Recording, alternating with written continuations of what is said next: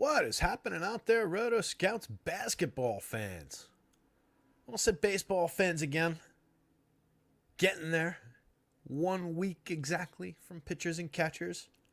But before that, we got a lot of basketball left on deck. Coming up on the trade deadline on Friday, always a fun week. Trade deadline day especially, always a good time. Keeping up with all the news, always getting let down by the lack of like big crazy moves, at least most years. Usually we get one or two, like sometime today. We already had a couple today, a couple small ones. Small but potentially significant. But I feel like we might get DeJounte if he gets moved. We might get him like, today, tomorrow. That one feels like it'll drop before deadline day. But deadline's on Friday, so we should see some action trade-wise. Coming up on the All-Star break, which means I'll be playing my one NASCAR slate of the year. That's how that always goes. Play a NASCAR slate and an NHL slate over the NBA All-Star break. That'll be coming up, what is it, next weekend? It's usually President's Day weekend, right? I think that's next weekend, maybe the weekend after. What's going on, Cujo? Hump day? Hope everyone's well. I'm doing pretty well. Hope you are too, buddy. Steven Leibowitz is here. Saw Steven retweeted the show announcement. Appreciate that. Or re-xed it. Wolverine style. Celtics getting Tillman playing in the parade now. Yeah, it's a good pickup for the Celts. It only cost them a pair of seconds, which will be like back-end seconds, right? So it's not even like, you're talking about like the 58th to 60th picks in the draft. So no issues there. And then Lamar Stevens went along with it. But yeah, picking up a guy like Tillman, like that's a really good fit for that squad, I feel like. And it helps fill in around the edges for, the way that they take bumps and provide rest for their front court. So yeah, I like that. We were talking in the Discord. I know Trey doesn't like the Fontecchio to Detroit deal for Fontecchio's sake. As I was saying in there, I have no idea, what Detroit's plan is at this point.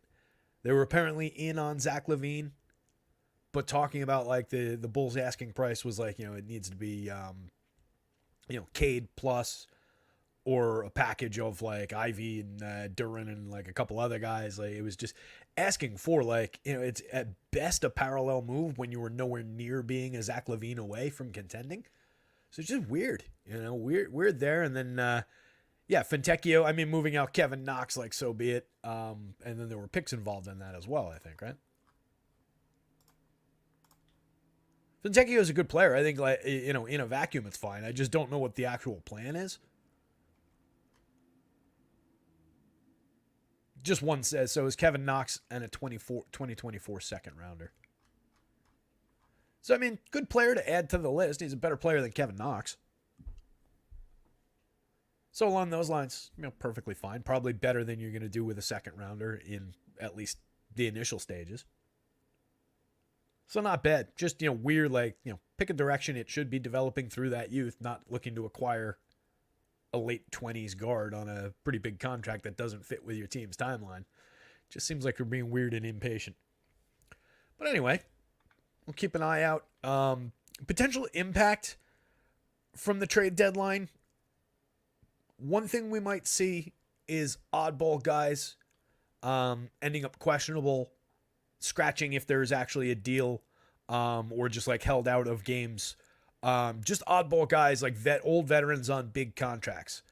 Like during the afternoon, like who went to questionable? A couple people dropped to questionable. Marcus Morris, Daniel House, both went to questionable. Both with feet listed as the issues. Inconsequential guys, but guys with money on their deals that can be piled into these trades. Sometimes they get pulled out of games, and then sometimes key trade pieces like DeJounte Murray is the one I mentioned before. He's currently questionable. He was downgraded during the day as well, while they also announced that DeAndre Hunter will play. We'll get into the ins and outs. But just, keeping an eye on those situations for the guys who are either in rumors or just those, pieces and parts that are only like, 12, 18-minute guys anyway, could potentially have a bit of an impact. From the deals that happened, only Knox had been projected for 14, 16 minutes, something like that. So I just reallocated those minutes. It made Ajer Thompson look a little bit better. He was already looking pretty good. I feel like he's projected a little low in spots. So we'll take a look at all of that. But that's the immediate fallout from the trades that actually did happen. But just over the next couple of hours, just keep an eye on the news. Make sure that you're up to date. And I'll be doing the same, obviously, on everybody's behalf with the projections. But just keep an eye out for stuff like that. Potentially you could run into like, late scratch situations and everything with, again, with just more with the random guys. The guys who are probably not going to matter anyway. Marvin Simpson. What's going on, Marvin? Marvin says, everyone picks a lineup tonight. Who should I pick at center tonight? Any suggestions? Who does Marvin want at center? Well, I got a pretty good center at the near the top of the board on DraftKings. He's not nearly as good looking on FanDuel. $8,800 Victor Wembanyama. You can also get him at power forward. I don't know if you're playing on DK or on FanDuel, Marvin. But that's not a bad one to start. A lot of interesting, weird names up at the top for DK, though. You've also got $3,200 just value piece Trey Lyles there.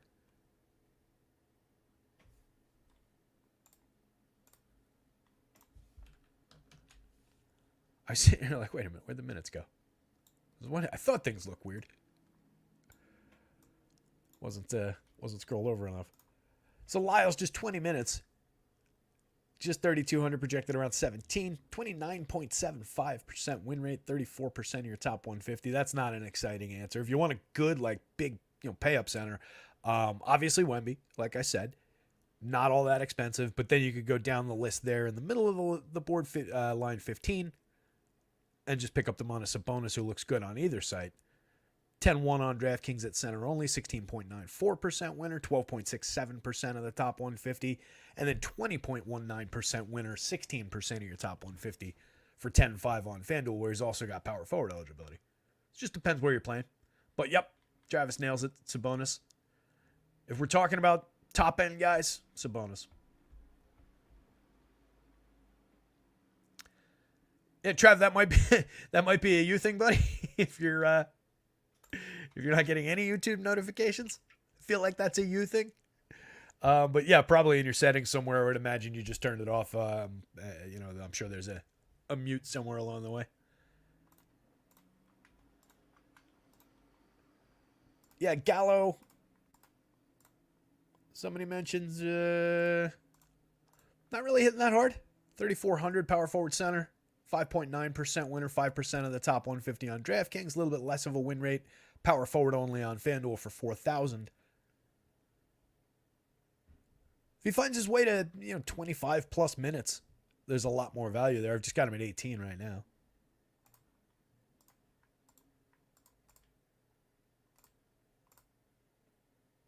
We've been 16, 15, 23 over these last three, with Stewart continually out. So he had a good game. This was the good game, 23 minutes. That's why I say, get him to 25, even 22, 25. And he could do something. He could do something in 18, but he's playable, but not really crushing the top of the board. But a playable value piece at 34 with a little bit of ceiling for sure.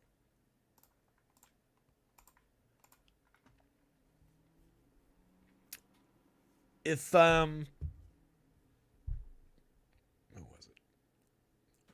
somebody sent me a note on Twitter on my @DigitalB21 wise guy, WIZE guy _guy. Everybody follow WIZE _guy_ on Twitter. I'm sure he's a good dude. Don't know anything about him. Should probably check these things before I say that when we're talking about Twitter accounts. But wise guy sent me a message on Twitter. I replied to him on there. But Wise Guy, if you're here, Wise Guy was asking, could I do a show where I'm sorting by FanDuel positioning? I typically sort filter by our DK positions, keep it sorted by the DK win rates. It's just because there are more people that play on DK. I am a FanDuel player myself, though, always have been. So I'm trying always to, focus on FanDuel, talk about FanDuel. And just for your edification, it's always right here. And all of the rates are simmed, of course, against FanDuel positioning and FanDuel pricing. So everything that you see here is straight up your legit info for FanDuel.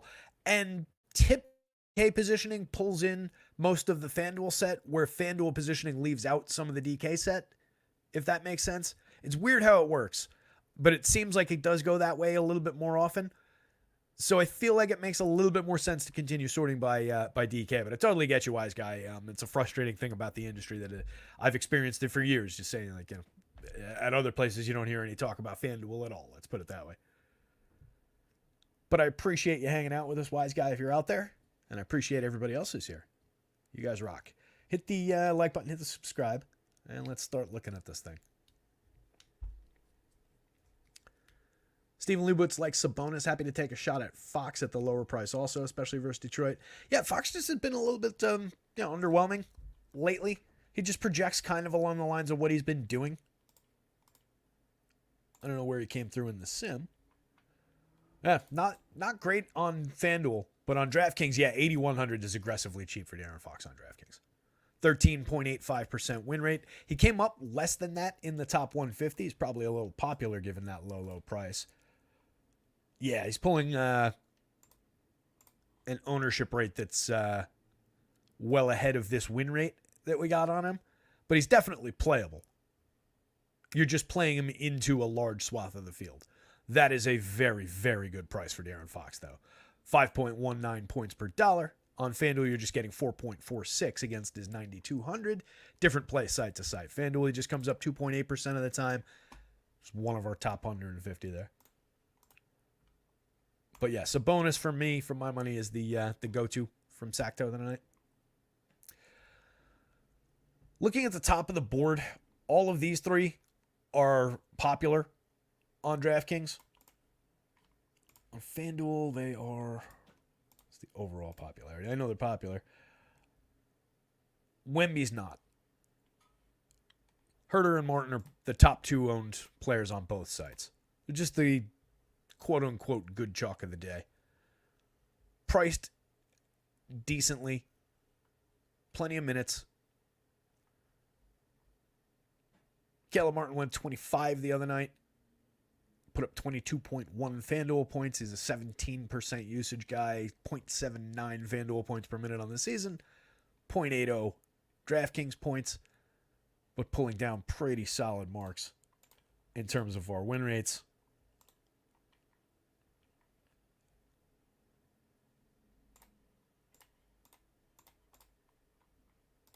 Just trying to pull up the per minute numbers.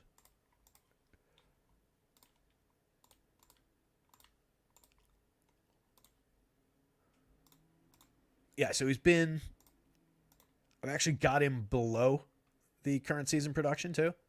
He's been at 0.79, and I've got him at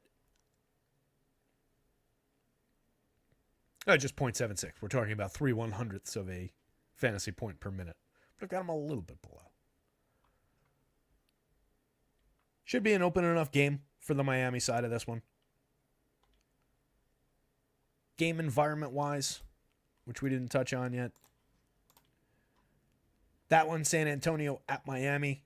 Miami favored by 8 at home. 226.5 point game. Right in the middle of the board. We've got one in the 240s. We've got a couple, three in the 230s. No real lousy, 212 point games to worry about today, though.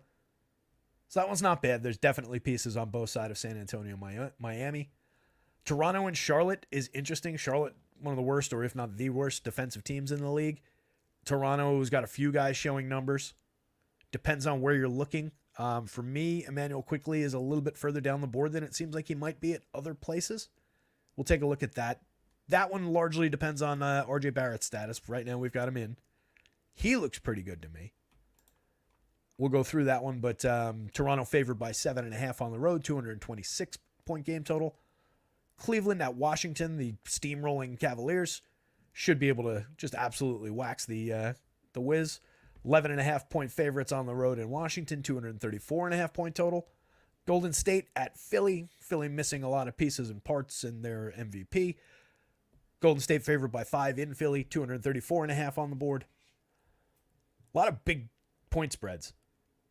Atlanta in Boston, 12.5 point underdogs on the road in Boston. 244 points. That's a high-profile game. Detroit, Sacramento. Sacramento favored by 13.5 at home. 242 on the board. And then to close things out, New Orleans at the Clippers. Clippers favored by 6.5 at home. 231.5. But a lot of pretty high-end pieces in that one as well. If we're talking about upper middle-class types from really both sides. Obviously, the Clippers have 3 stars, but they're 3 stars not necessarily like they're just over the top of the peak and just starting the back end, right? I'm not saying they're on their way back down the mountain yet, but they've packed up their stuff. They've gotten their view in. They've taken their photographs at the top of the mountain, and they're thinking about heading back down the other side. And then some young, like upper middle class guys on the New Orleans side, plus some value pieces. So I think we've got stuff to work with throughout the night.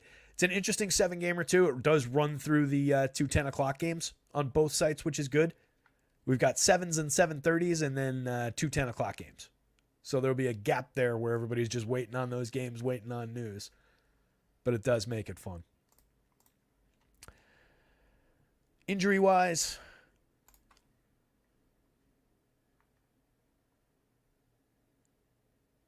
DeJounte to New York or LA is the question, says Power. I feel like LA is going to get that done over my Knicks, and I think I'm okay with that. I like DeJounte as a player. I don't completely love the fit with this Knicks team.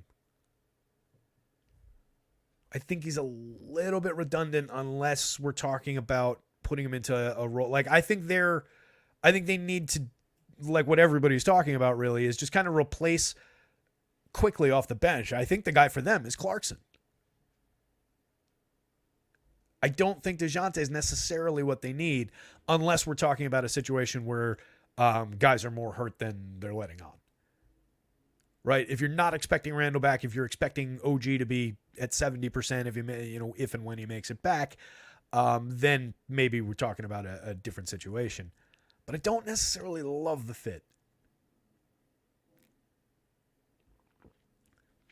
I do like Aja Thompson, Steven. I have him, I'm sure he's on this board somewhere. Yeah, he's in line 7 right there. Got him picking up 27 minutes, which is what he played the other night, and put up 36.9 fantasy points. I think there's a couple more minutes potentially available for him. But as is, 12.6% win rate on FanDuel, 13% of the top 150, 27% win rate on DraftKings, 36% of the top 150. Oh shit, I moved it because I wanted to pull up Toronto. Like I said, he was somebody that I mentioned at the very top of the show. I just feel like he's a little bit under projected, at least in the other sources that I checked. He's been playing pretty well. So I think, I've got him around, he's been at 0.99 for the season. He's been, I think it was like 1.05 since the start of, or over the last 30 days.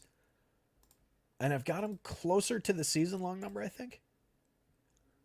Yeah, I've got him at 0.99 actually, or 0.95 rather. So I've got him actually a little bit below the season number, but potentially playing a few additional minutes. So I think it rounds out to a pretty decent play for 5,600 on FanDuel, small forward shooting guard, and an interesting one at 4,400, both forward spots on DraftKings. So yes, that is a situation that I like. All right, so we just did the rundown on the game environments. Let's talk injuries and availabilities. So Kevin Knox traded to Utah, not available. Lamar Stevens traded to Memphis, not available.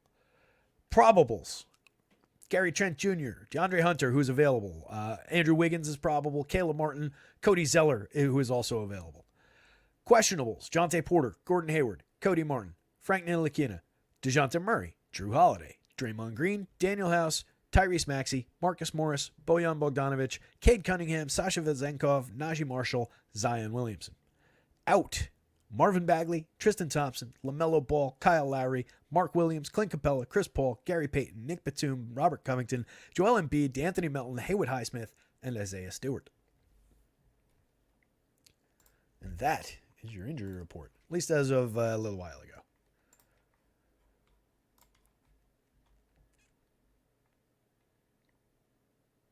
Monty Morris to the T-Wolves. No other details. Fair enough.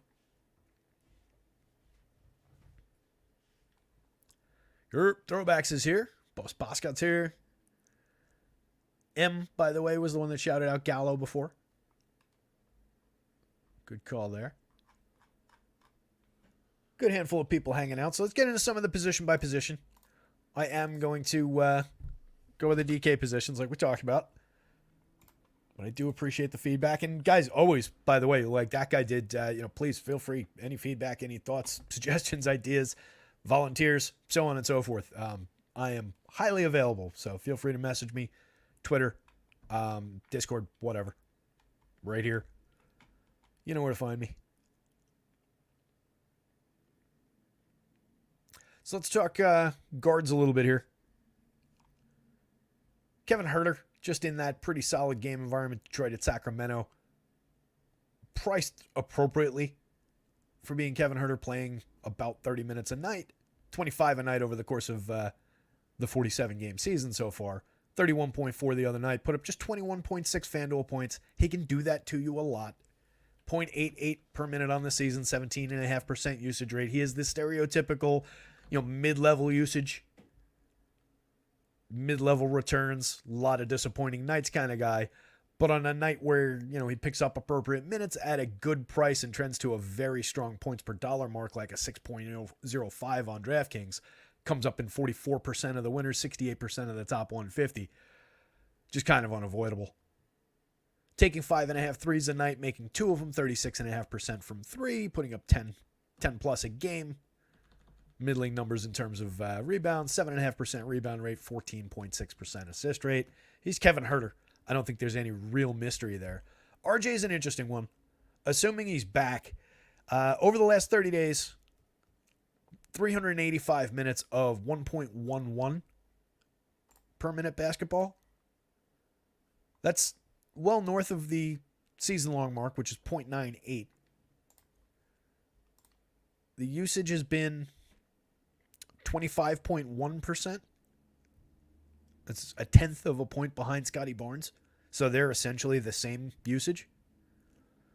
Emmanuel Quickley over the same stretch, 380 minutes, 21.8% usage. Lower usage rate.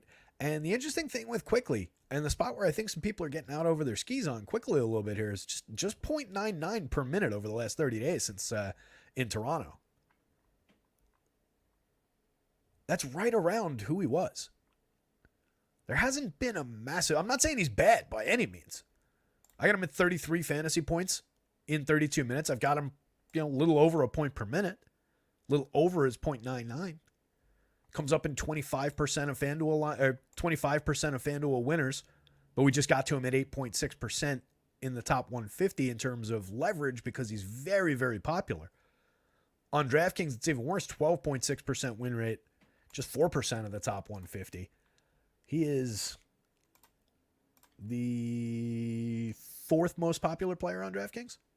It's not unplayable by any means. I would definitely want some, and I feel like you can go out to more than this.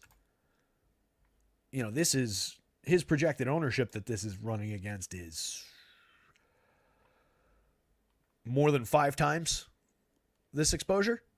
So you've got room to play with quickly if you want more shares of him between here and the field. But the way that he simmed out, he came up well short of what the field is projected for.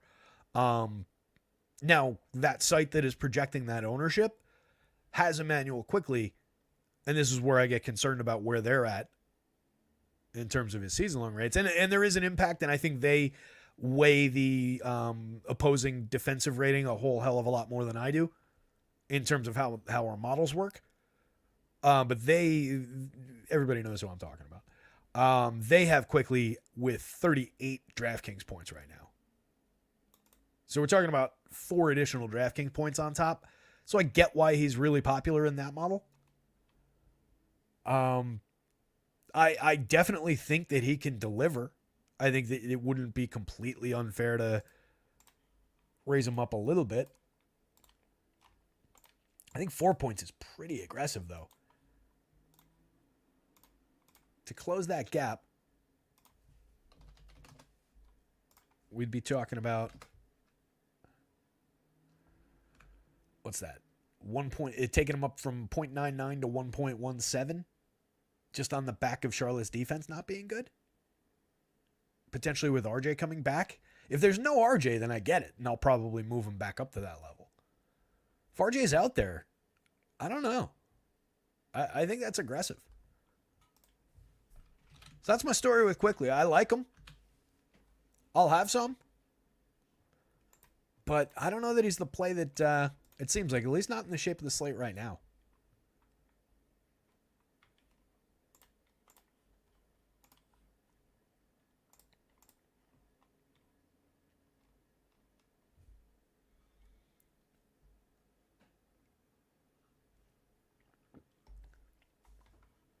Trev, they've got him at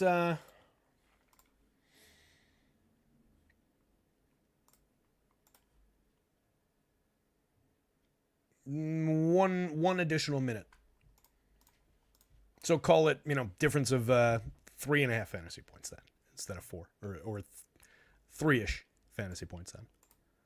They did pick up another minute there. Right? Or actually, wait, that might just be different from my sheet to...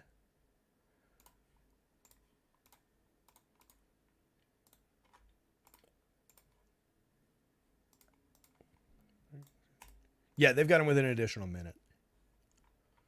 Which I gave him an additional minute. He'd pick up about a fantasy point, considering he's at slightly ahead of his 0.99 rate. But, again, I get where it's coming from. But it's not a game where, like, pace-wise, they should pick up too many possessions. They're just better than this team. This team is bad defensively. So, expectation of scoring for a guy who gets most of his points through scoring, I get where they're coming from. I just feel like it's a Quickly is who he is kind of a spot, rather than an aggressively good spot for him. Again, unless all that usage opens up with no RJ.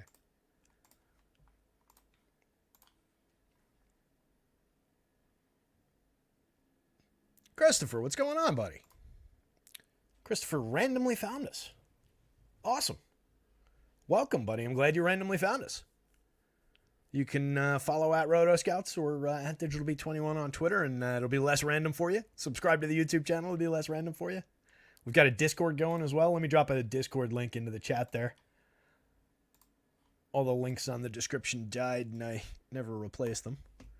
There's our Discord for anybody who's not in there. Hop on in, free Discord, hang out, shoot the shit.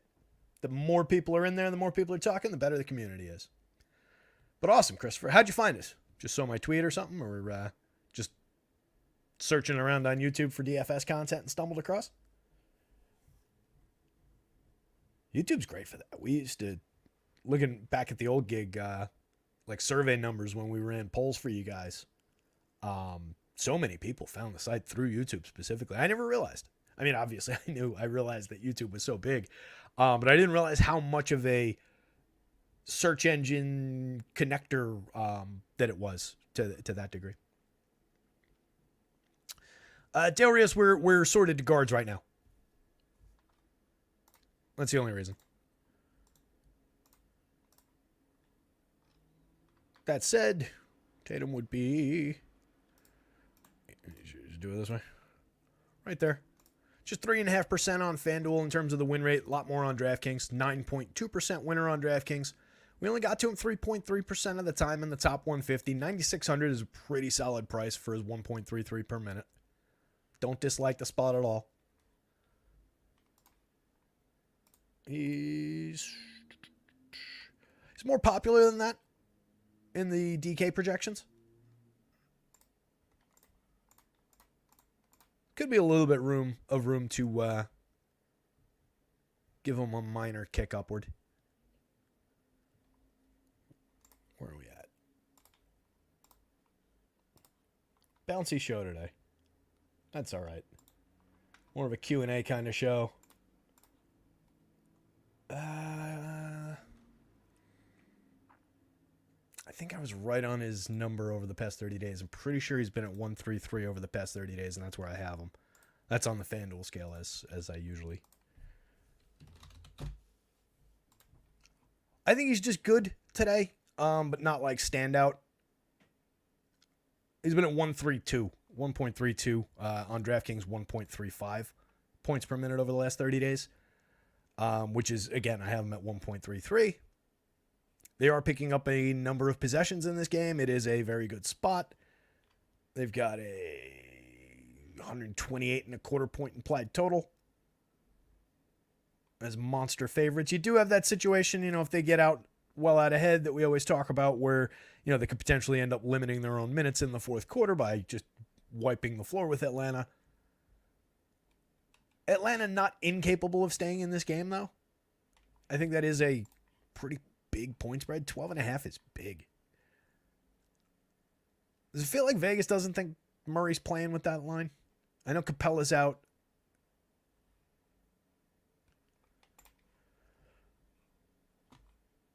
That's a big number. Anyway, Tatum is fine, but doesn't really stand out. Less so on FanDuel.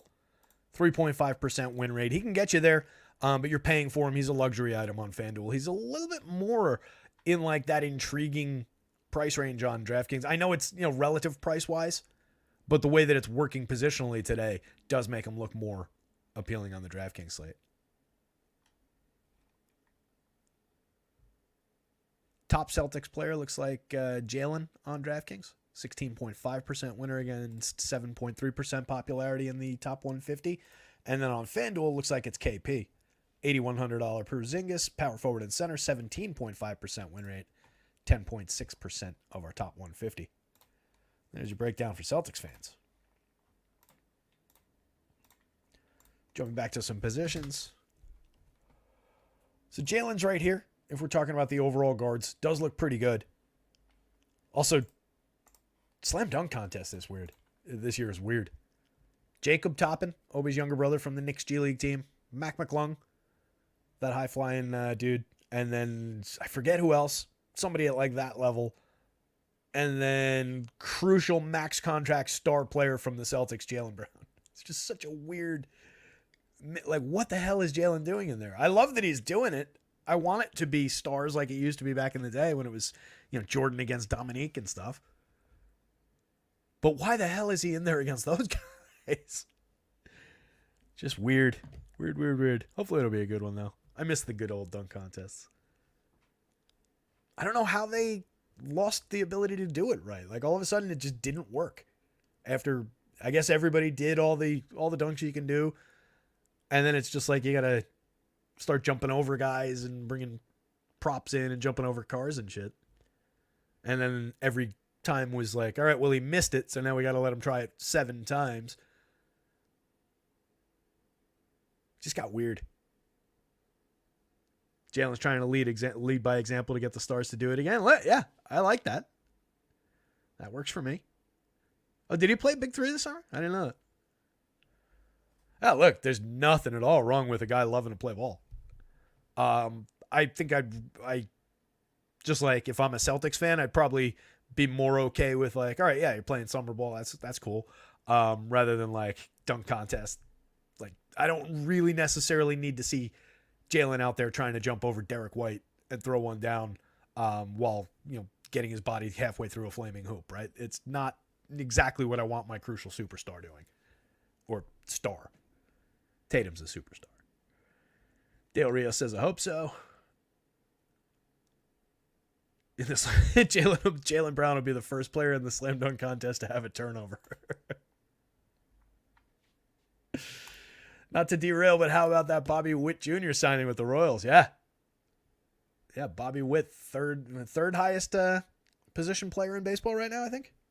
But yeah, hell of a signing. Good for them too. I like these teams getting these players locked down. A lot of these like mid-market teams. And baseball's just better when the Royals are good, in my opinion. I like having... I don't like when the Central's just like a doormat, So yeah, I like that for the Royals.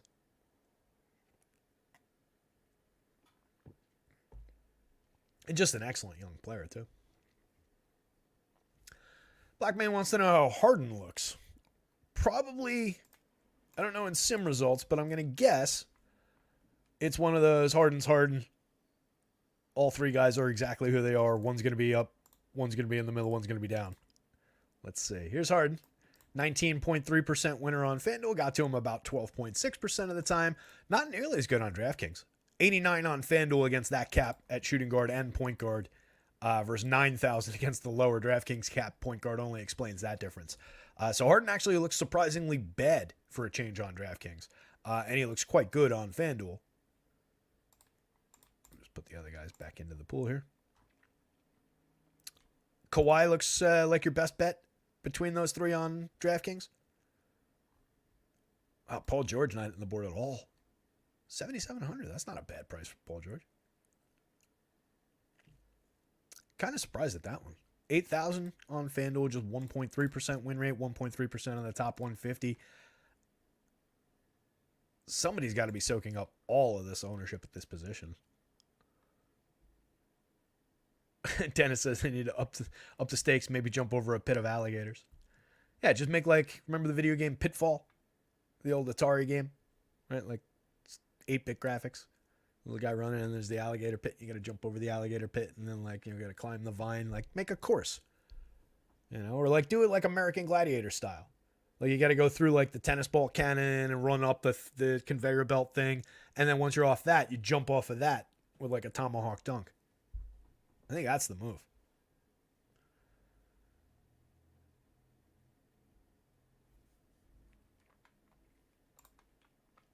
So yeah, on the Clips, looks like Kawhi night on DraftKings. Nobody else really popping on the DraftKings side at all. Harden's playable, just not looking great in the sim results.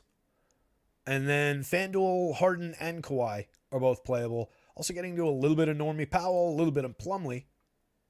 Not nearly as much Plumlee as we got the other night. And then Paul George just kind of falling by the wayside on both sides.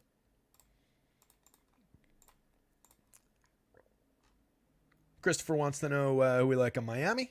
Prices are decent, but it's hard to pin down any one person. I could pin you down at Caleb Martin, I'll tell you that much. 3,800, top of the board on DraftKings, most popular player on both sites. Him and Kevin Huerter are the good chalk of the night. So on DK, you're getting 49.4% win rate and 70% of the top 150. It's just a lock-in for price kind of a play with Caleb Martin right now. Could change if we get other guys in that price tier with similar potential run, but right now looking like the go-to value guy of the day. Terry Rozier not looking too bad on DraftKings either. 20+% win rate over there, 18% of your top 150 is only 6,000. Point guard and shooting guard, 5.41 points per dollar is not bad. I don't think we're over on him by any means. He's been at 1.12 DraftKings points per minute over the course of the season, 1.09 FanDuel points. And we've got him at... Well, where'd he go? Oh. Who wants to guess why I couldn't find Terry Rozier just now? You guys know me pretty well. Could it be because I clicked on Charlotte by accident? Dumbass. Terry Rozier. So, yeah, the season-long number, like I said, was, 1.11 on DraftKings, 1.12 on DraftKings, 1.09 on FanDuel. Since he's gone to Miami, that's been lower. Over the last 30 days, Terry Rozier has 246 minutes played. He's been at 0.95. So down roughly a tenth of a point overall. And I've got him right there. I've got him at 0.96 tonight on the FanDuel scale. So he just looks decent. I think the price is just kind of corrected for who he is in this situation. On FanDuel, not nearly as much. 4.4%. He's moderately playable over there for 7,000. 6,000 on DraftKings with positional flex. Makes him pretty valuable there. Jimmy Butler, very, very playable. 11% win rate, 5% of your top 150. Tyler Hero's playable, 7.8% win rate, getting to him around that clip.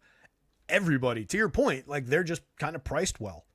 Bam at 8,000 is playable, 5.3% win rate. It's diminishing returns as you go down this list, but you're getting up to a 4+% win rate here, even from Kevin Love in just 14 minutes.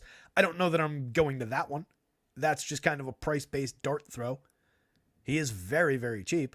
He is definitely capable of giving you more than a point per minute. He's at... I've got him right at the season number. 1.02, excuse me. I've got him below the season number. 1.17 on the season. I've got him around the last 30 days number, I think. Yeah, 1.02 over the last 30 days in 175 minutes. Not much for J. Rich, not much for Dunk Robinson today. Outside of those two guys, everybody's playable, but your top priorities DK-wise going to be Caleb Martin, Terry Rozier, Jimmy Butler.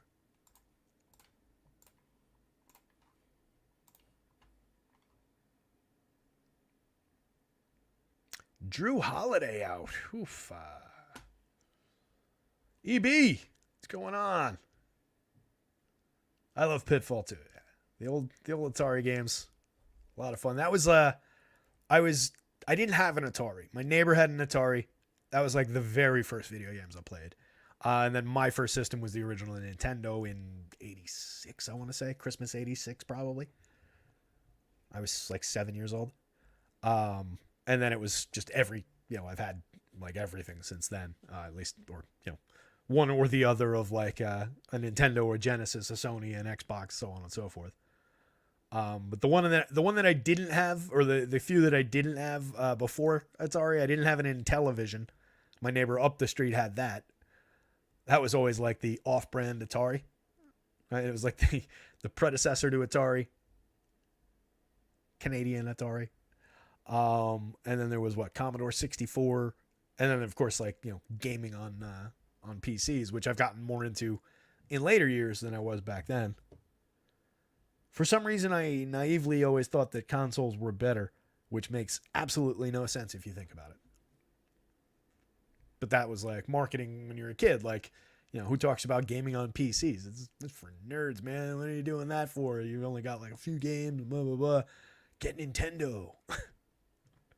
Play 8-bit games on hardware that came out 10 years ago that you have to blow into to make it work. It's better.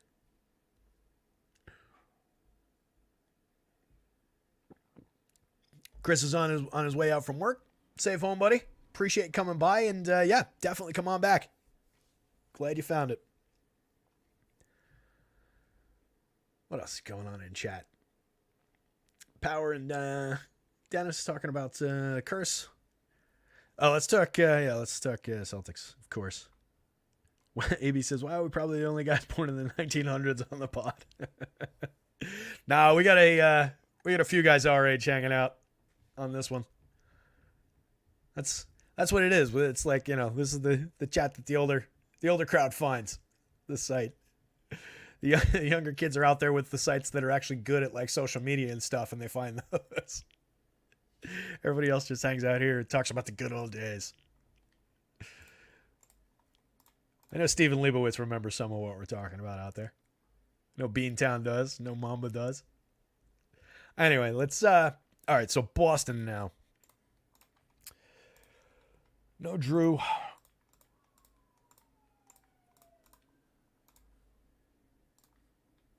Let's see what that does for everybody.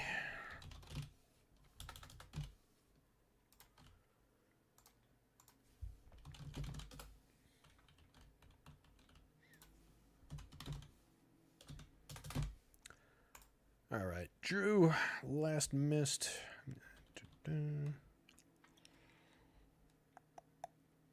21st. All right, good. So we've got a recent one, 21st and the 31st of the last two that he's missed.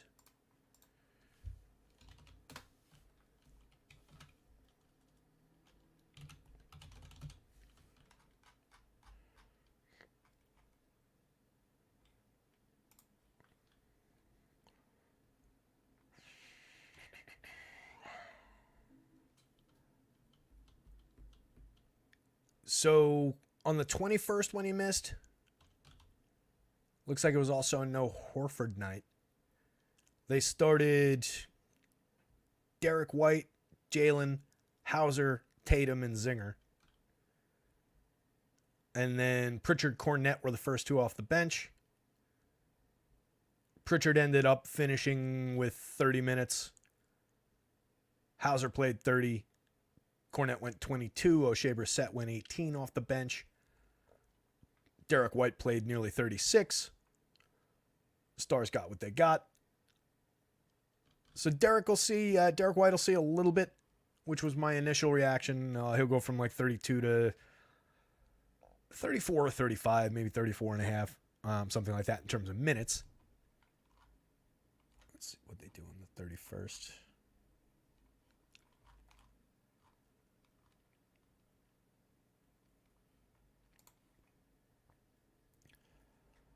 When he missed on the 31st, this is what I figured. It was Horford was in for that one. And the starting lineup was Derek White, Tatum, Brown, Zinger, and Horford. Horford is available today. We'll watch the starting lineup. I'm going to guess that it's going to be the Horford and Porzingis in the starting lineup with White, Tatum, and Brown configuration. But if we get the Hauser-Pritchard setup, we'll account for that. But probably we should see an uptick to Pritchard no matter what.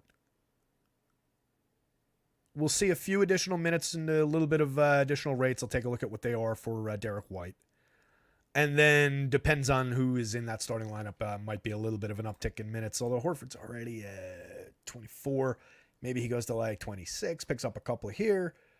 But there's definitely going to be minutes available to be spread around a little bit. It's still going to be a pretty tight rotation, though. Or a pretty tight, 8-man, 9-man, whatever this is. What is this? That's 10. It was 10 with Drew in. I might keep it at 10 with somebody just getting a couple scraps. Especially with the giant point spread in this game, I'll probably will keep it spread out a little bit. Let me just kill that now and flag it. Okay. I'm just going to make a quick note on the site.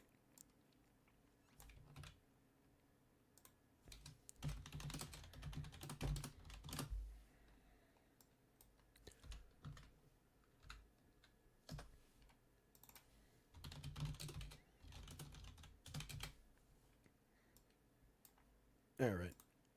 And I'm sure we've got more changes to deal with in the next couple of minutes. Just after 5 o'clock, 7 o'clock start. Let's see what else popped into the news. Thursday, Drew Holiday. Oh, so that full trade was the Wolves get Monty Morris, the Pistons get Shake Milton, Troy Brown, and a second. Interesting. So we have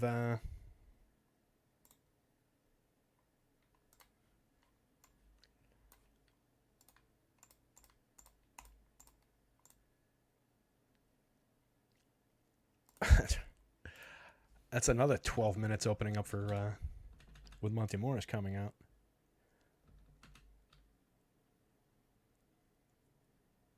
That's probably just going to drop to like Killian Hayes. I've got him just getting a couple scraps. I had Sasser 10 plus. I don't really want to go north with him. I don't know that that one's going to create anything. Might just go downstream to other shitty options. It's a good pickup for the Wolves, though. Monte Morris, probably better than Shake Milton. And Minnesota's not on this slate, so we don't need to worry about them. That's the kind of shit I was talking about at the top of the show, though, right? No better example than Monte Morris with the 12-minute projection coming suddenly off the board and just creating a little bit of shake-up there. Just something to deal with. Thanks, Den. I put one in there already. I'm actually taking an easy night, just playing that one. So, I actually do have to, it reminds me though, I don't want to play just that one and then not drop a copy of it into the 15, of course. Just annoyed with their setup lately. I get this way around this time of the basketball season every year. But I do like that Biggie on FanDuel today.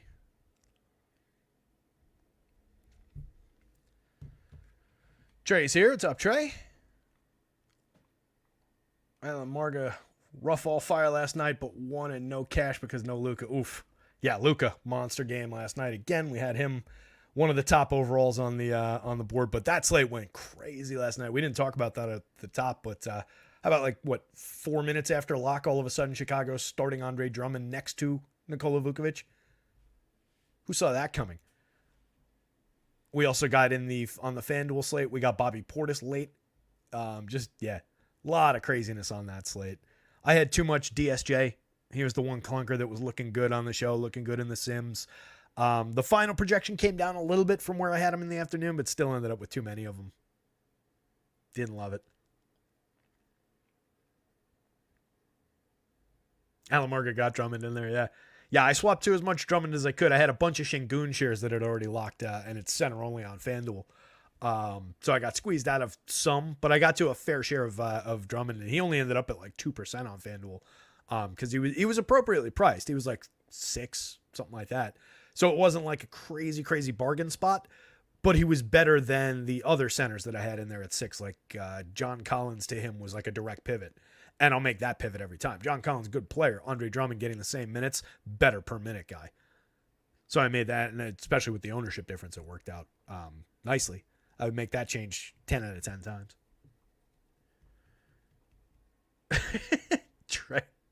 Trey was a 1987 crack cocaine era baby. Hopefully that describes the era, not the environment that you're talking about in 1987.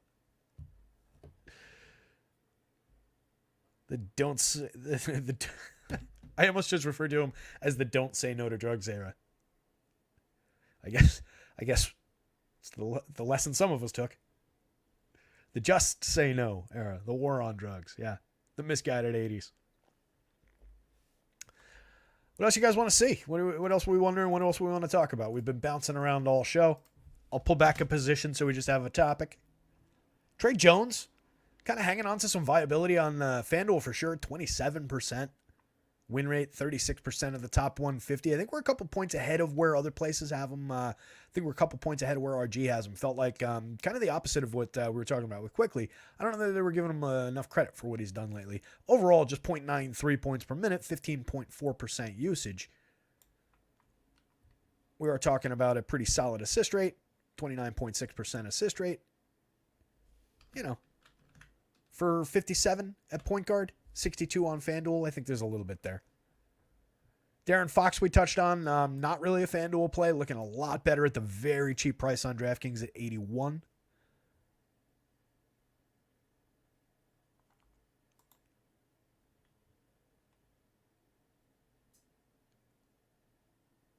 IQ we talked about, looks very good, very playable on both sides, but we're coming up well below the field on both sides. Very solid win rates, but he's very popular, and I like him around my projection a little bit more unless we don't get RJ. If you get RJ, you can kick him back up the ladder. Donovan Mitchell definitely looks like a good option, 10.9% win rate, and getting him basically double that on FanDuel means he's probably under-owned on the FanDuel slate. At 99, both guard spots on DK, 11.45% winner, 12% of our top 150. One of the higher ceiling players, one of the higher just raw projection players on the entire slate at any position. DeJounte Murray, I worry that he doesn't play tonight. He is currently questionable. He is very much on the trade market. Almost certainly getting dealt. So wouldn't shock me if DeJounte doesn't go, and I think that Vegas line kind of suggests that. But right now, he's in this sim. Just makes everybody else look better if he doesn't play.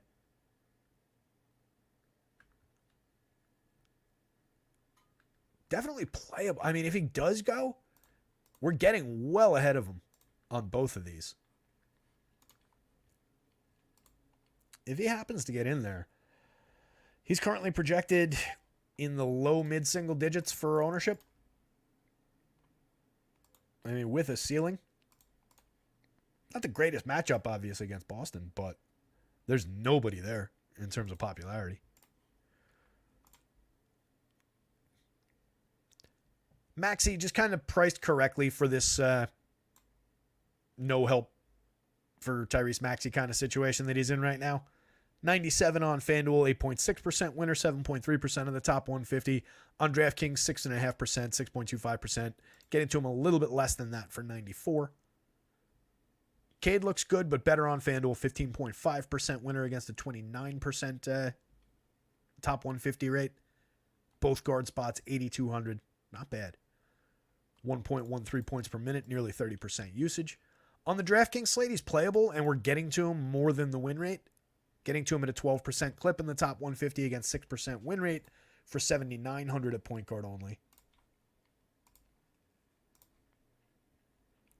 Cade is not that popular either, so that's another good spot. We're getting basically double the field on DraftKings here.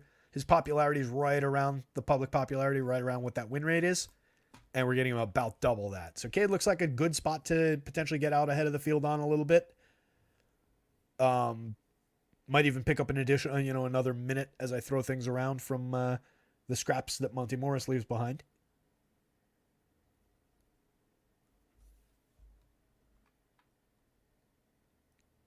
Jaden Ivey also looked pretty decent. Not on FanDuel.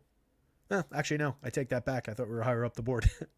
2.8% winner on DraftKings. Playable on DraftKings. Got to him 4% of the time in the top 150 for 64. At 75 on FanDuel, Jaden Ivey does not look very playable. That is a high price. 0.98 points per minute overall on the season. It is a decent 23.4% usage rate. A decent player. But this price is a little bit high positionally just against this field. Big differentiated player there. That's Harden. We talked about Harden before. Looks very good on FanDuel. Not so much on DK, but playable over on DraftKings. A couple of 6%ers in Kelly Oubre with plenty to do. Karis LeVert with his usual role. Nothing leaps to mind that would change his role. As I always mention, this is where I love having like an EMAC doing the hosting so that he can remember the context, and then I can just talk about the numbers and the players and stuff. Scotty Barnes, just again, him and RJ kind of neck and neck lately in terms of the usage. The output for Scotty Barnes has been great all season. 1.25 points per minute on both sites. 8,700 on DraftKings. Point guard and small forward. I love that flexibility of position. Power forward and small forward on FanDuel. Good flexibility, but not what guard and forward gives you on DraftKings. Just makes him interesting over there, but only 1.2% win rate, 0% of our top 150. Just a little bit of ceiling on the player. And then Patty Bev, unfortunately. A player I never really like getting to. 5,100, not even really crazy value priced. 0.83 per minute, 14.2% usage rate. I feel like those are the games that I have him, and the good games that you get from him from time to time when he's priced in this kind of a situation. I don't tend to have him. 22% winner, 24% of the top 150. In my one lineup that I'm building tonight, that's a question. I don't know that I go to him. Probably go in different directions. We'll see where he came up in Sims. Going to kind of let that be my guide. But yeah, I think if I can avoid getting to him, I think I will.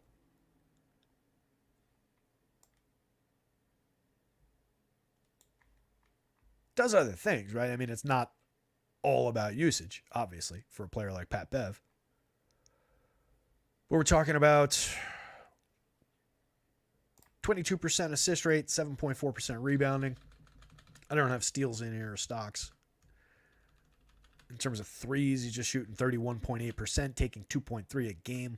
54.1% true shooting is not good. We know that Pat Bev is not necessarily there for scoring, obviously. But facilitating, if he gets his hands on the ball defensively a few times, and then the difference tends to be, this is the game where he just had a few steals, couple rebounds, and a few assists. That's a low-end game even for that. But you get him around the mean, maybe, in a normal night, and then if he makes a couple of buckets is the night where you want him. But yeah, with some better options to work with here, I think I'm going to not necessarily have him.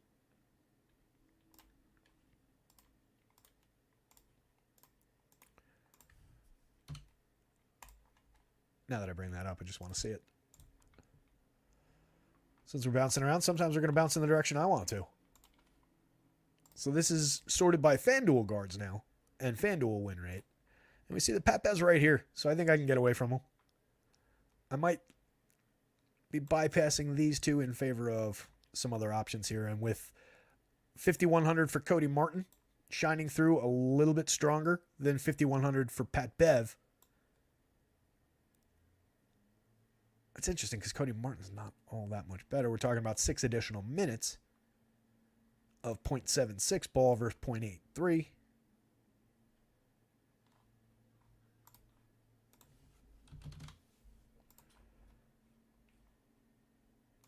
Over the past month, Martin's been right on the nose of what he's been at for the season.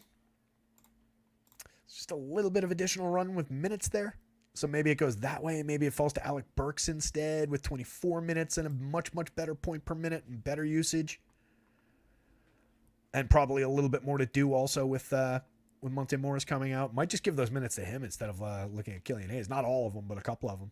Take him from 24 to 27, 28. Yeah, I think I can avoid at least Pat Bev. I won't hate it if I come up with quickly. I think he's perfectly fine. I know other sites are hyping him up a little bit. I think they're just a little overexcited about him.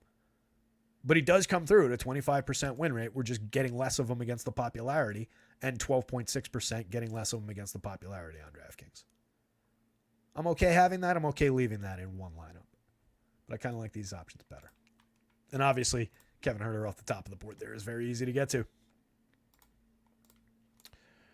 Let's put these guys back in the mix. Talk some forwards.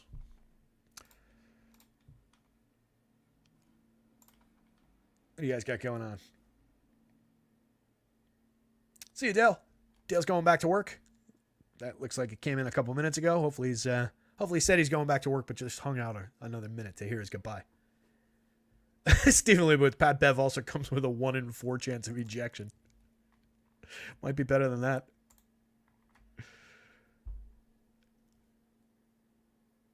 Springer's been decent. If he can get more minutes, definitely lock him if Maxey is out. Yeah, Maxey being out changes that equation entirely on Springer and Bev.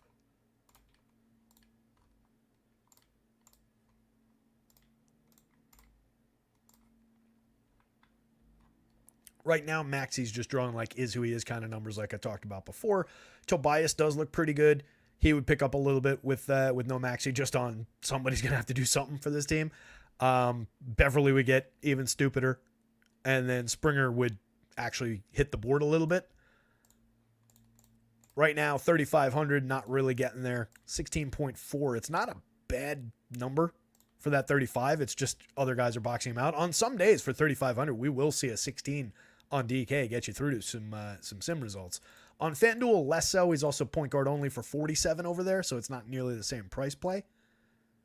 But he's been at 0.88 over the course of the season in the run that he's gotten. And then over the past 30 days, in 132 minutes, he's been at 0.95, 276 possessions over 132 minutes. If you want to narrow that even further, over the last 2 weeks, Springer's been at 1.0 on the nose on FanDuel over 117 minutes, 242 possessions, which you'll recognize as the bulk of that sample I mentioned a minute ago. So, yeah, if we find him some minutes, I don't dislike Springer at all. I know, I think it was Alan in the Discord was all over Springer the other night, and it turned out to be a very good call. 28 FanDuel points in 21 minutes. That'll do it. And, I mean, even this, at the DraftKings price, he goes out and does that again tonight. And that's only 3 additional minutes beyond where I have him right now. So I am a little surprised that didn't come up through the sim, but he is shooting guard only, and we do have all those premium options at those positions, right? 5,000. We've got Kevin Huerter's going through there a lot more. The guys with the multi-position are going through there a lot more. Klay Thompson looks like he's going through there a little bit. We didn't mention Klay. That's a good guard that I left out of the discussion. 6,100 on FanDuel, 18.5% win rate, 20.6% of the top 150 for Klay. 55 on DraftKings shooting guard only.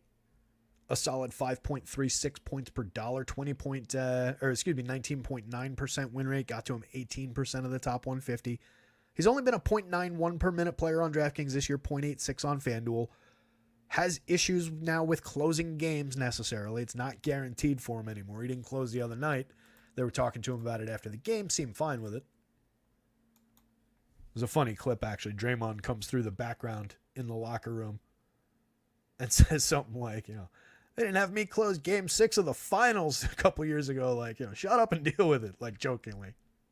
Or maybe not. It's Draymond, so maybe he wasn't kidding.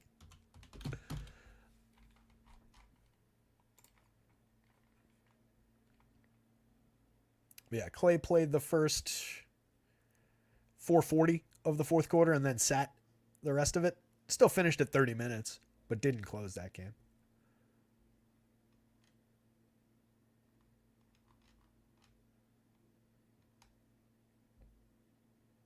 Oh, weird. I was like, what the fuck? Popcorn Machine has Nick Claxton listed on the Warriors side of that game, just for the fourth quarter. That's weird.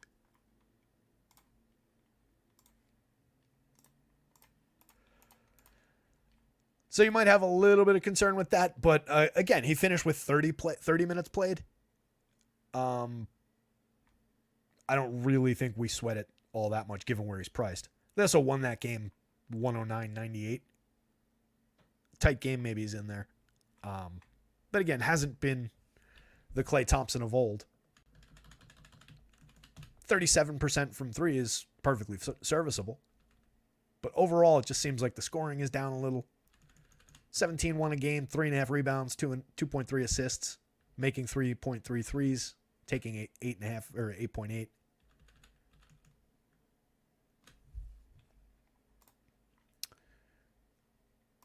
Jump back to forwards. Speaking of Draymond, he's right here. 9.8% winner on FanDuel, 4.6% of our top 150 on DraftKings. 63 hundo for Draymond is pretty solid. Power forward and center, 22% win rate, 18% of the top 150. 1.07 per minute on the season. He's right around that over the last 30. Yep, 1.08 over the last 30 days. Right in that territory tonight. 33.5 FanDuel points in 30 minutes the other night. That's an easy spot to just have a fair share of. He's not a crazy priority by any means on FanDuel, just playable on FanDuel. And we got to him a little bit less than the win rate, so probably a little bit less than the Fields exposure. On DraftKings, I think you can get to him basically as much as you want, up to like 25%.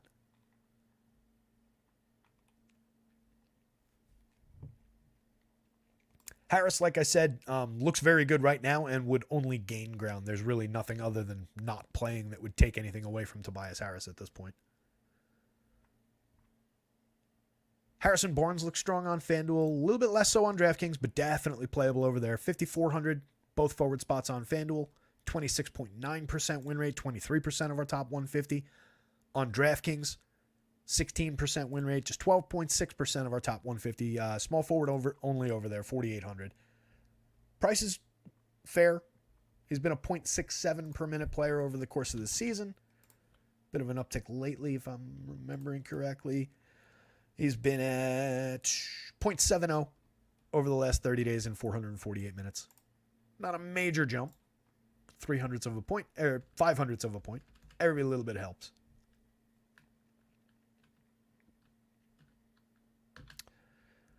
Okongwu with plenty of run. No Capella today. Comes up a lot on DraftKings, 14.8%. He's power forward and center eligible over there. Same eligibility positionally on FanDuel, but he costs $7,000 against the FanDuel cap and the FanDuel center issue.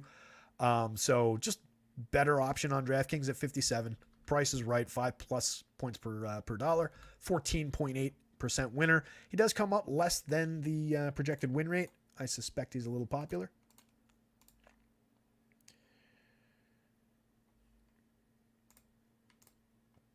Yep. His popularity exceeds the win rate. It's about double what that top 150 ownership is. I don't really have issues going out to about the field's exposure, like double this. But I think it's probably better kept in this general range, half the field somewhere around there. Been a 0.91 over the course of the season.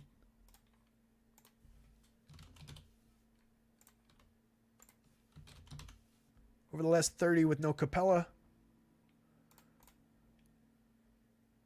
0.93. It's right at his season-long number.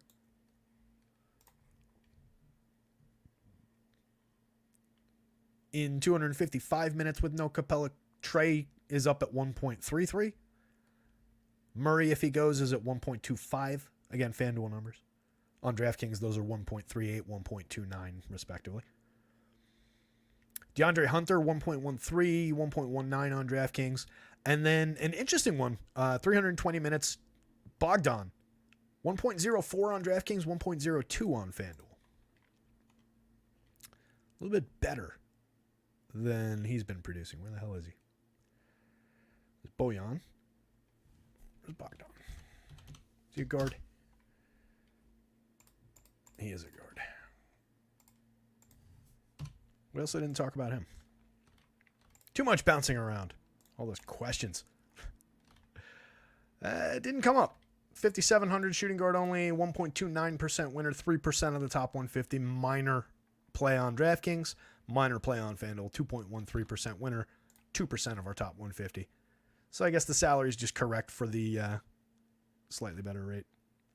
0.99 on the season, just gains a little bit of ground. I just noted he was another one that kind of stood out. I had him a couple of points ahead of other places in the industry, so it's why he stood out, but doesn't look like he came through the Sims in any meaningful way. Kawhi we touched on, always playable. Top clipper on the DraftKings slate. In the mix with a few on FanDuel. Jimmy Butler, definitely playable on both sites. 11% winner on DraftKings. Just a 5% exposure rate in the top 150. And similar on FanDuel, 14% winner, just 3% of our top 150. We talked about the Heat a little bit earlier in the show. Definitely very playable on both sites. And another one that's like, we know that Jimmy Butler is, an A-minus level star in terms of what he does for DFS. In terms of real basketball, probably, solid A, trending toward the A-plus side. But for right now, where we're getting him against the field's ownership, I think it makes sense. I think we want him a little bit less than the field, but he's a guy that can absolutely get us there. And if you wanted to take him up to and around the field's level or around these win rates, I think you're perfectly fine doing that. I don't think there's any issue there. That typically applies to guys like Jimmy, like Kawhi, Zion, KP could fall into that bucket easily. Brandon Ingram could fall into that bucket. Not that they're all the same player, but once we get to a certain point, as long as there is some existing win rate, you want to do that with guys that are showing like an 11, and let's say this was lower. Don't have another good example outside of the ones I was just using. But those are the types where I can say, all right, there's a little gap there. Corey Kispert is not necessarily on that list, right? We're getting an 18.4% win rate, 14% exposure for Corey Kispert. That's not a gigantic gulf anyway. But that doesn't necessarily mean I'm saying like, oh, there's a lot more flex there. I can get to a lot more Corey Kispert. You potentially can. I don't know where he's owned against the field. But he doesn't come with those same like safety not an issue kind of things. That make any sense? Bojan looks like an option for Detroit. Everybody in Detroit, on FanDuel at least, was looking a little bit decent. 26.3% winner is pretty significant over there. 23% of your top 150. On DraftKings, Justin also ran 3% win rate, 1.3% of the top 150. We're into our low single digits on DK here. Nobody really popping on the FanDuel side either. Minor outlier, Scotty Barnes, Sadiq Bey, Max Strus. Those are just 4%ers, 2% win rate, 2% exposure. Not much of significance down board at the forward spot. Guys we didn't talk about, I mentioned Ingram in passing there, but he looks very playable. 11.4% winner on FanDuel. On DraftKings, 7.25, getting to him a little bit less than that. Keegan Murray is slightly better on DraftKings. He's playable on both sites, but nobody really prioritize. Porzingis, definitely some potential there. 17.5% win rate, 10.6% exposure on DraftKings, 12% against 8.6, a little bit below the field.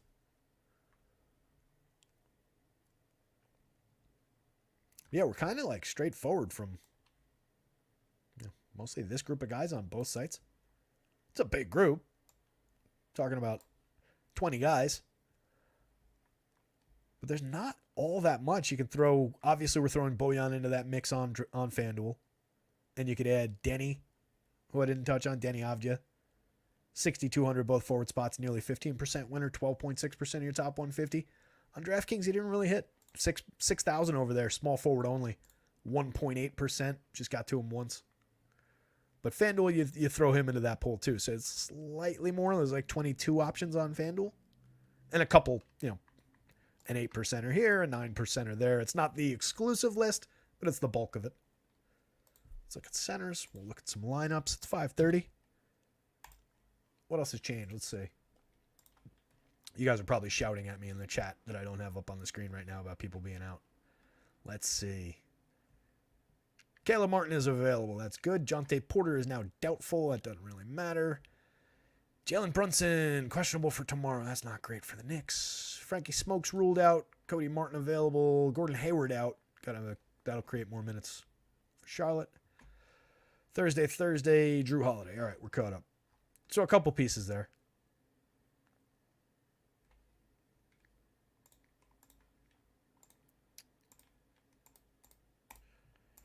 I had Hayward with more than token minutes. That's going to create a little spot.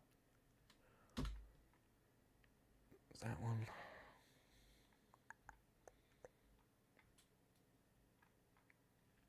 Cody Martin's in.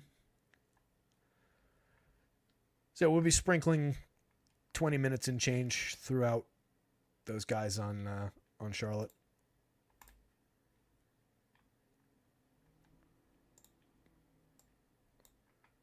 Got those 5.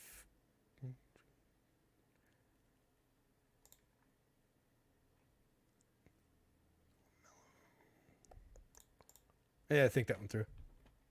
It's probably just the usual suspects there that'll each pick up a couple additional minutes. We'll see who ends up looking good. Go back to the board for centers.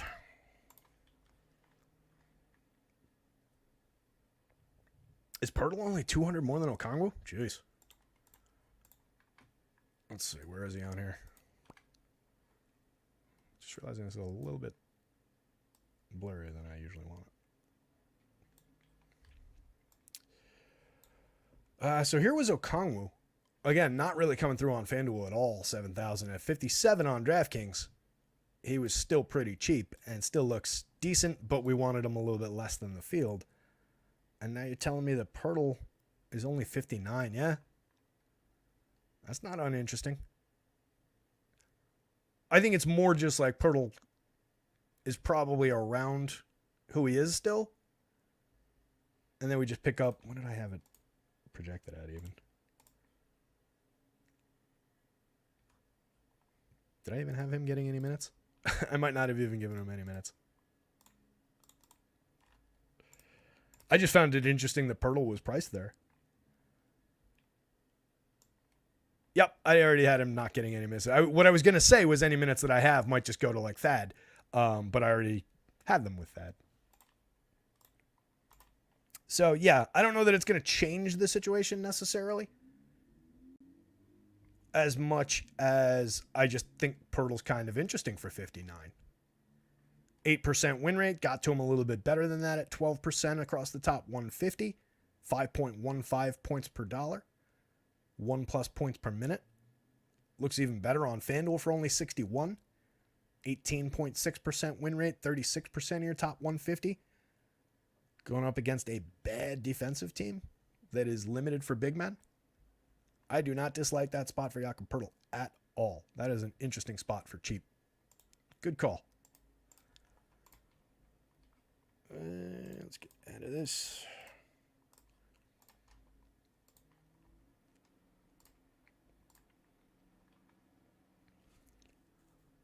As we started the show with, Wemby looking pretty damn strong at 8,800 on DraftKings, 32.6% win rate, one of the higher ranked players overall on the site. Definitely popular. I have no issues with that. We're getting to him ahead of the popularity that's projected for him by a pretty decent clip, and I think it's totally justified. That is a low price. He's at 1.60 for the season. Over the last 30 days, I think it's one something I want to say. Over the last 30 days, 375 minutes, 803 possessions. He's been at 1.83 DraftKings points per minute. At one point, that was over 1.9. He is absurdly good for that price. I know I've had days where I've hyped him a little bit more. I've got him, I think, a little ahead of these rates, but not.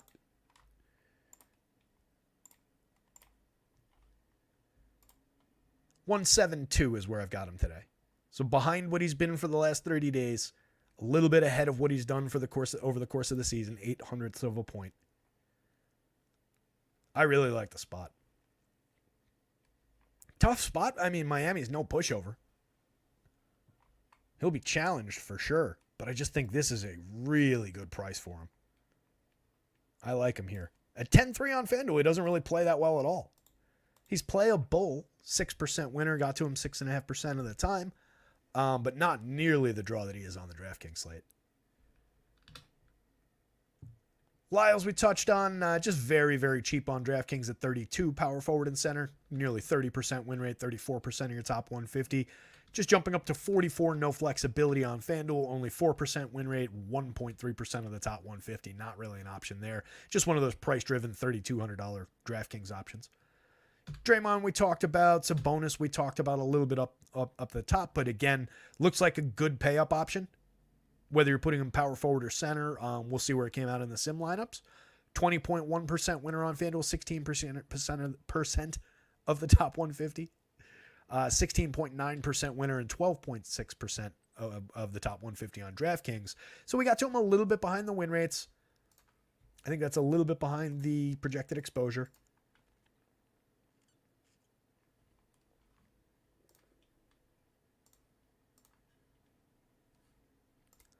Yeah, he's like low 20s exposed on both sites. Right around that. So he's like owned commensurate with his win rate on the FanDuel slate, which means you can take a little bit more of him. This is getting him at a bit of an undercut, but still plenty of exposure. And then on DraftKings, it's a bit more of an aggressive undercut. It's about half of the projected ownership on DraftKings. But it's another spot where I think if you want additional shares of Sabonis, or if your tendency is to, I prefer less randomness, a tight portfolio, and he just fits because I can get him, Trey Lyles at forward, Wemby at power forward, those cheap guards, and I love my lineup, then, so be it. If you run tight cores and don't care that much about getting to a lot of mixed exposures, I think you can absolutely lock in additional shares of Sabonis up to and including the field numbers. Okongwu, we just did a little dive on. Again, 57 on DraftKings. Definitely looks good. But I don't know that I like him better than Jakob Poeltl going up against Charlotte. The sim does, in terms of the win rate anyway. But we actually got to more Jakob Poeltl. So I would suspect that his ROI number, his individual player ROI number, is probably better.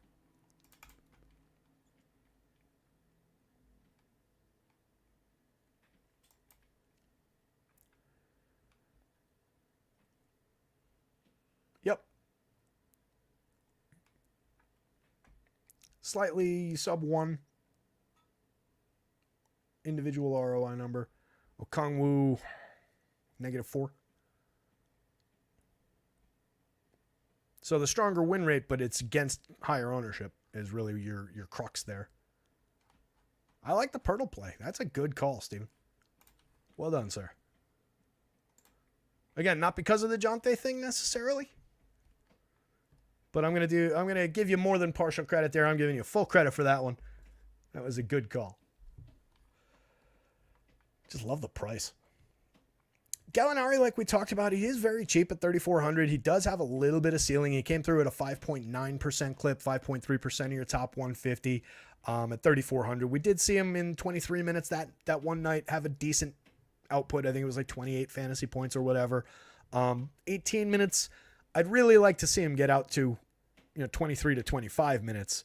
And I think there's a little ceiling there. He's moderately playable on DK. He's not really a great option on FanDuel. A 4% win rate, 5% of your top 150 for 4,000 at power forward only. But you're talking about just 3.7 points per dollar in the existing form.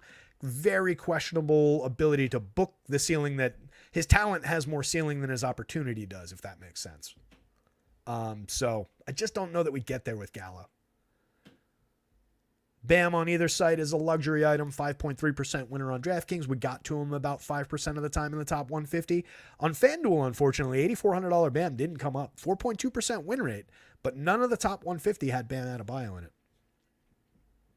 That's kind of interesting. A lot of Sabonis shares.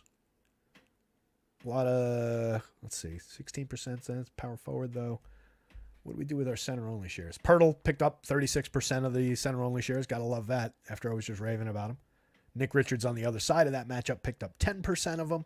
Richards, 6,200, showing a little bit, 8.5% win rate, 10% exposure in the top 150 on FanDuel. On DraftKings, 12% win rate, 13% exposure. He's very playable on both sides. 0.94 points per minute on FanDuel, 0.91 on DraftKings. He's held up for them with Mark Williams out. Not a great option, not a high priority guy, but definitely in the mix with everybody else. On DraftKings, if you forego or if you're playing those top three guys at power forward, if you don't have the money to spend on Sabonis at 10-1, it's not a bad option. You're booking 30 minutes for 5,500. Everybody else on that list above him has either power forward or eligibility or their Domantas Sabonis, who's obviously a very different play from a very different price tier. That said, you've got $5,800 Daniel Gafford immediately below him. No Bagley in Washington today. Jarrett Allen at 76 looks pretty solid and playable on DraftKings. 10.4% win rate, 10.6% of your top 150. On FanDuel, Jarrett Allen with center and power forward eligibility for just 82. Has 21.7% win rate and 25% of the top 150. Very solid option on FanDuel. 1.21 points per minute. Put up a 37.9 in just 29.6 minutes the other night. A lot of upside for Jarrett Allen. Gafford didn't really come through as much on FanDuel. He's on the board. He's playable. 4.9% win rate. 7.3% of your top 150. Just falls by the wayside a little bit behind some of the other better looking options. But he's playable there, and he's got a little ceiling on him. 1.18 per minute for the season. Low usage, but decent big man overall. Where is he? 14.2% rebounding rate, 71.2% true shooting.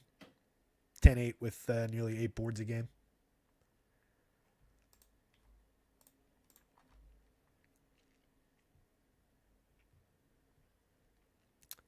Who else? Jalen Duren. We've seen a few ceiling games from him. 1.11 on the season. Just a 4% win rate, 3% exposure on DraftKings at 6,900 at center. 7,100 at center's got him a little bit more interesting on FanDuel. Just under a 10% win rate, 4.6% exposure. A lot of his shares are getting chewed up by these guys up here. But he's got a little bit to offer here.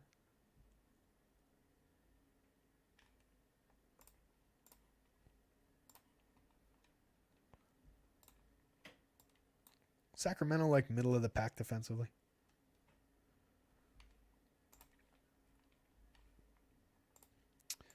We talked about Horford. If he steps into a couple additional minutes, it's not going to go crazy. I'm not going to land him at like 32, I don't think, or anything like that. But if we get Horford in that starting lineup with no Drew, that was the way they did it 2 games ago that Drew missed.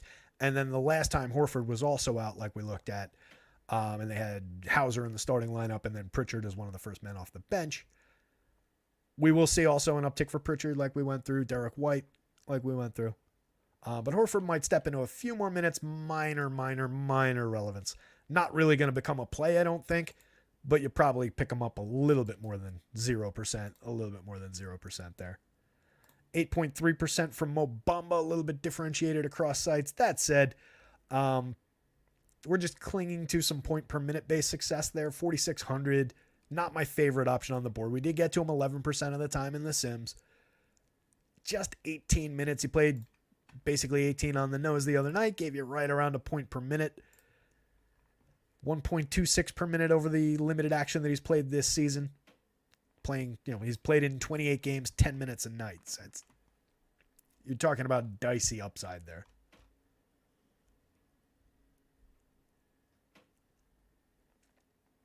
Evan Mobley, good player, not really landing on either site.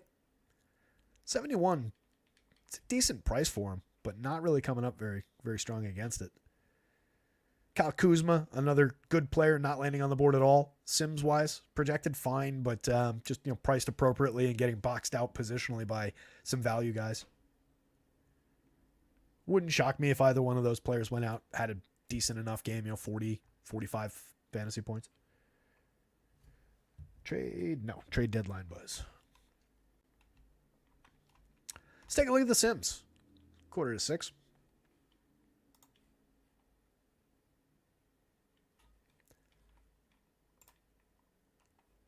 Steven, I'll take it. I hadn't been thinking much about Thad top of my head.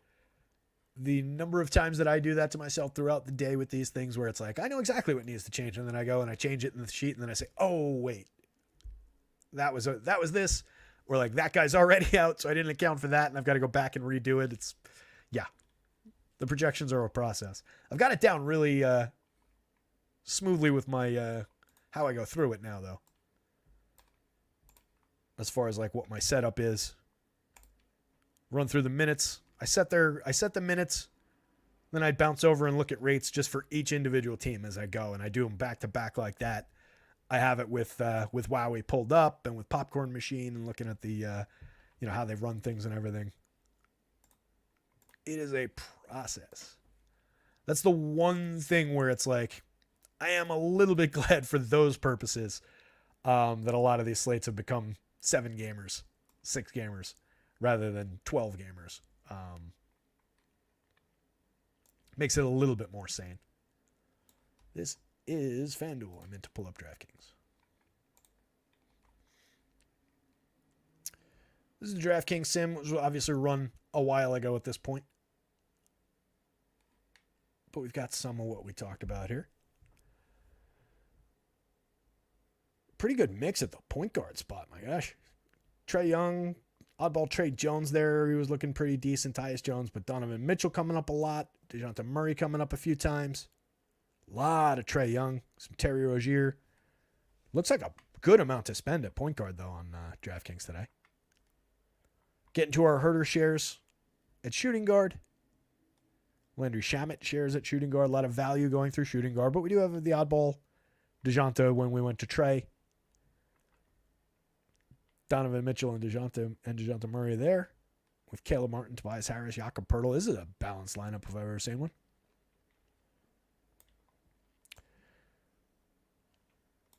DeJounte Murray, Donovan Mitchell, Caleb Martin, Tobias Harris, Jakob Poeltl, Kevin Huerter, Aja Thompson, and Trey Jones. It's an interesting little lineup. Very, very balanced. Most of these have that kind of feel as I'm looking at them. Plenty of money available for your Wemby shares, either at power forward or at center. Looks like across these top lineups, he came up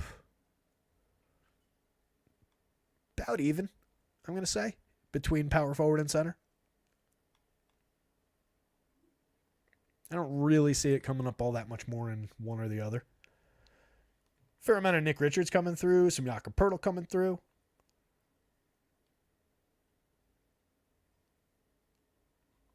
Obviously, you're using your Herder. If you didn't use them over here, you're using them over here. There's a Caleb, there's a Caleb, there's a Caleb, there's a Caleb, there's a Caleb, there's a Caleb, there's a Caleb. All right. I was almost about to say, who I don't see is Caleb Martin, but it's only because he's here and then drops down until here, and I was looking like right in that territory. I don't know, but he's in like all of these lineups. So plenty of Caleb Martin between small forward, power forward. Just not getting him over here outside of that one. So the Herder Caleb Martin thing, definitely comes through in the Sims very, very clearly. It's basically big spend at point, shooting guard, small forward, guard forward. You're taking those two value guys, or like mid-range value guys, Kevin Huerter, Caleb Martin. And then in the other two spots, you're booking decent options. Huerter, Martin, Tobias, Aja Thompson. Huerter, Martin, RJ Barrett, Tobias Harris. Those are good combos. Huerter, Martin, RJ, Tobias Harris again.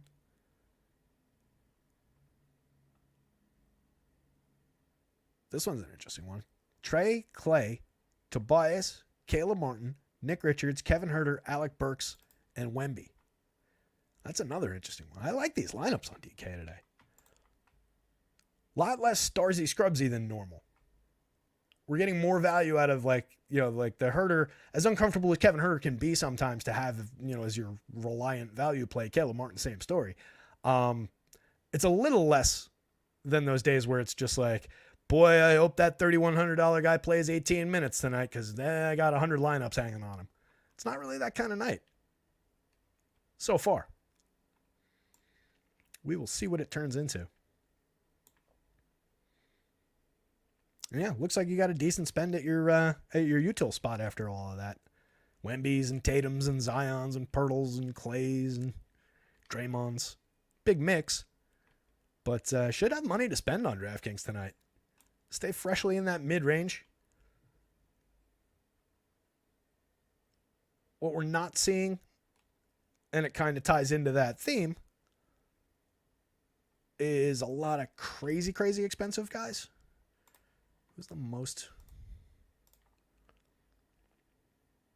Oh, that wasn't how I meant to do it. Like 10-1 Sabonis. Here's one. Here's another. Here's some. A little bit further down the board. But yeah, this looks to strongly favor this balanced kind of structure. And I really like the flex between, again, it was shooting guard, small forward, power forward. Guard and forward is where you got that flexibility of your Huerter, Martin, and then a few good player shares. Plenty to spend at the point. Let's jump over to the FanDuel side. Last looks, and then we'll get the update in for the site, and we'll be off and running. FanDuel looks fairly similar, except for all that ugly Pat Bev. I'm glad not to see him in my top few there that I can work with. Again, he does sim out perfectly well. Just not a player I love getting to. So it looks like we're basically usual FanDuel setup, like save, spend, save, 1-on-1 at point. Pat Bev, Trae Young, Pat Bev, Cade Cunningham, Pat Bev, Donovan Mitchell, Trae Jones, James Harden, Trae Jones, Donovan Mitchell, Trae Young, Trae Jones. A lot of 1-on-1 at point. Shooting guard, Tyler Hero, Kevin Huerter. The Shamet shares are low-end value options. Vassell, Kevin Huerter, Huerter quickly, Huerter Burks. More mid with, like you can get away with, I think, a mid and a spendy guy, or in this case, two spendy guys, but that one uses Beverly and Monk at the point. So it sacrifices your spend at the point for a second spend at shooting guard. Looks like most of these trend to 1-1, spendy value, mid, or like value upper, like a value upper mid, like a Murray, like a Mitchell. Or lower star, whatever you want to call them. Small forwards, same. I'm going to say same, basically. Between Bojan, Corey Kispert, more Huerter, Jaime Jaquez. Mostly mid to like lower mids. And it looks like they're, by and large, other than your oddball, your Ingram here. I guess RJ is from that mid-range now. I got to think of him that way. Kawhi, obviously from the upper side. But we do have some pairings of like, Bojan and Kispert and Bojan. Jaquez, Caleb Martin, Herder, and Boyan. So a lot of mid pairings through the small forward spot. We get a ton of Caleb at power forward, but we've also got our Tobias shares in there. We got some KP landing, plenty of Kawhi. Wemby oddly in the top one, despite not looking great on FanDuel, and these three. What was his FanDuel number? Yeah, just 6%. 6% win rate, 6% of the 6.6% of the top 150, but obviously got into some very high-end ones when he does get there.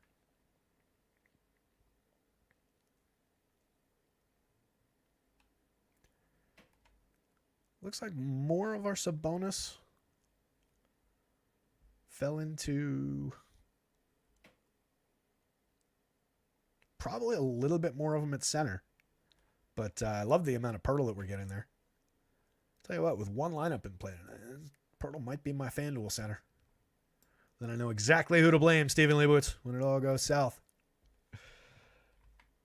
So that top FanDuel lineup was Trae Young, Trey Jones, Tyler Hero, Kevin Herter, Corey Kispert, Bojan, Caleb Martin, Wemby, and Jakob Pirtle. FanDuel's pretty balanced today as well. A lot of just, 1-1. Or like, obviously, again, you compare two low-end guys at one position and get to two high-end guys at the other position. There's a lot of flex and a lot of play.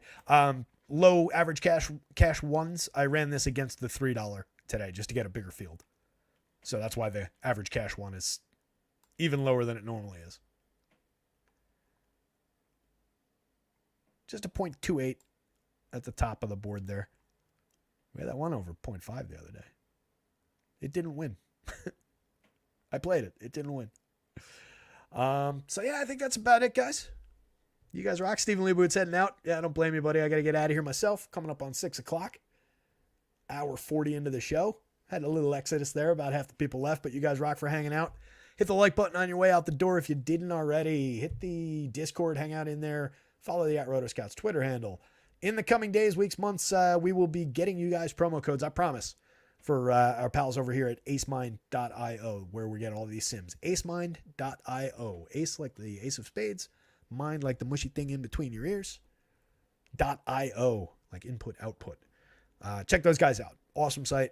It's where we get that's where I do all my sims. It's where we get the results for the show. They've also got an optimizer. And good pricing already, and we'll get you a little discount in the coming days. With that in mind, guys, good luck out there tonight. Somebody go win something. See you tomorrow.